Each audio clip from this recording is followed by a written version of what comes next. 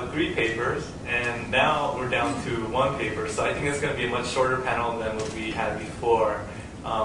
One of the presenters couldn't make it because she had some personal issues. So instead, we have a staff from the EAI who's going to present the other person's paper.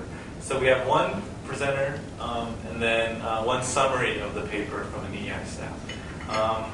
So this panel is unique, I think, compared to the other panels because it deals exclusively with North-South Korea relations, North Korea in particular, and both Korea's relationship to the international community. So we'll have 20 minutes. So the first presenter, let me see. Okay, the first presentation is by Bina Nareo, and she's from the University College London, and the title of her paper is Negative Image Construction of North Korea, Nuclear Orientalism in the U.S. Newspapers.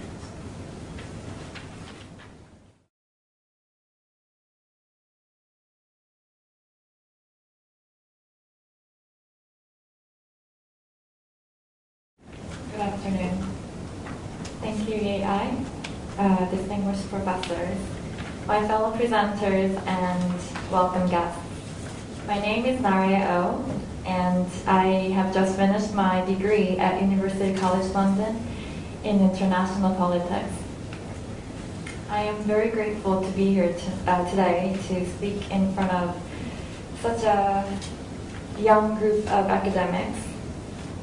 And it is my pleasure to share with you what I've been studying in the past few months.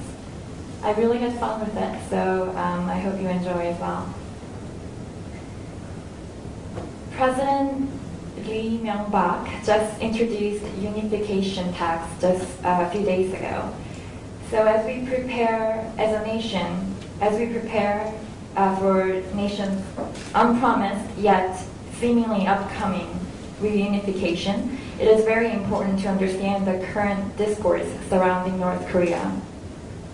My interest in the field lies in studies in political communications. So before I go into further explaining my paper, I'd like to share with you an interesting quote given by Kim Jong-il. In replying to a South Korean reporter's question of why Pyongyang was spending its scarce resources on ballistic missiles, the North Korean leader, Kim Jong-il, answered the following. The missiles cannot reach the U.S., and if I launch them, the U.S. would fire back thousands of missiles and we would not survive. I know that very well, but I have to let them know I have missiles. I am making them because only then U.S. will talk to me. Unlike the Kim Jong-il we see in the media, often illustrated as a fanatical leader and a great threat to the world peace, in this interview we see a desperate national leader who attempts to receive attention from the world. This study does not in any way defend the legitimacy of North Korean nuclear weapons, nor do I support its current position in the six-party talks. My study comes from pure curiosity and motivation of looking more closely into cultural and social dynamics that exist in this highly political and military issue.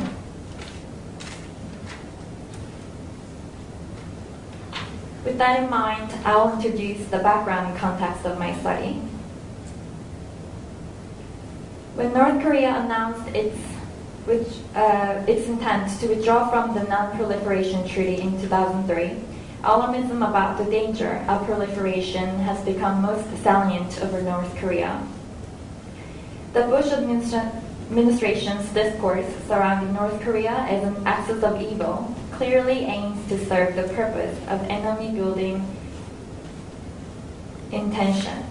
At the core of the evil rhetoric lies the historical connection to the past historical discourses. The reference to the popular memories of the Second World War's Axis powers of Germany, Italy, and Japan, and the former President Reagan's accusation of the Soviet Union as the evil empire both conjure up the image of an enemy toward North Korea.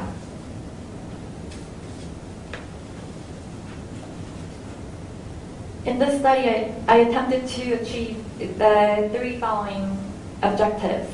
Initially, I identified framing evidence relating to the presence of nuclear orientalist bias toward North Korea. The term nuclear orientalism will be further elaborated later in the paper or the presentation.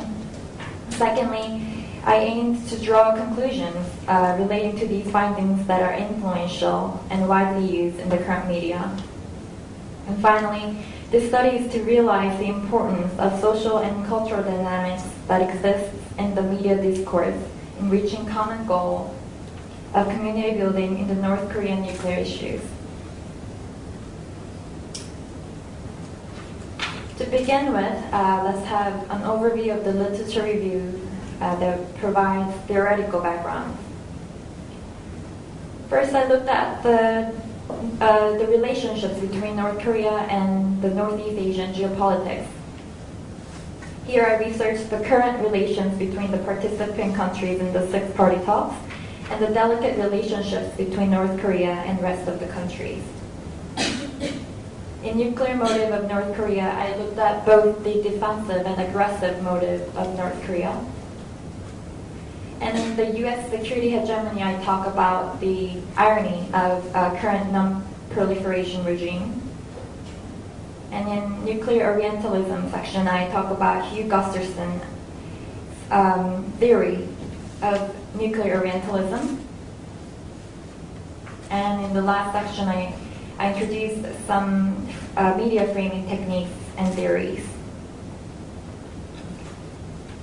The problem with the current nuclear status is that the current non-proliferation regime is in somewhat of an irony. The regime legitimates the U.S. position to prevent further proliferation, to limit proliferation and preserve world peace. But they do that while they preserve their own nuclear power.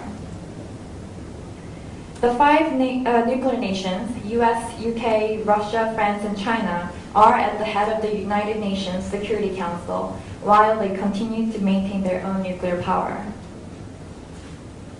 With this irony, North Korea accuses America as following. The US is the world's largest seller of weaponry. It earns thousands of times more money selling guns, warships, and fighter planes than we do. We are called an evil nation. We're subjected to international trade boycotts for doing the same thing America always does. This shows the evidence of existing us versus them identity discourse, an in and out group mentality that divides the world between the nuclear haves and the nuclear have-nots.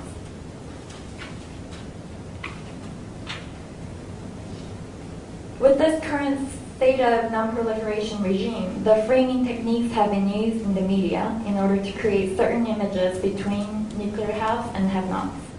According to Gusterson, the nuclear orientalism leads to associating the West with rationality, discipline, modernity, flexibility, honesty, and compassion, and the non-West with impulsiveness, uncontrolled emotions, uncultivatedness, and antiquatedness.